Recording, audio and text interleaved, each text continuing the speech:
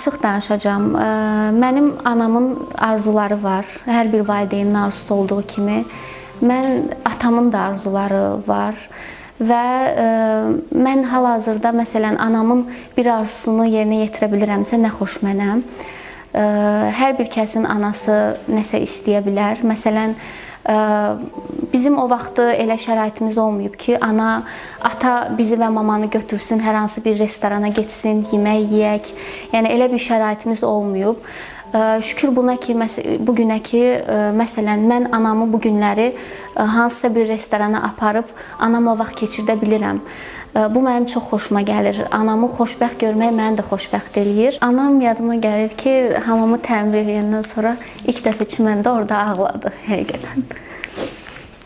Ağlamayacağım deyirəm, niyə ağlayıram bilmirəm. Ağlamışdı orada. Gəldi, öpdü alnımdan, dedi sağ ol qızım. Yəni çünki onları xoşbəxt eləmək belə mənə kifayət eləyir. Çünki həyatda ailəmdən başqa heç kim yoxdur həqiqətən.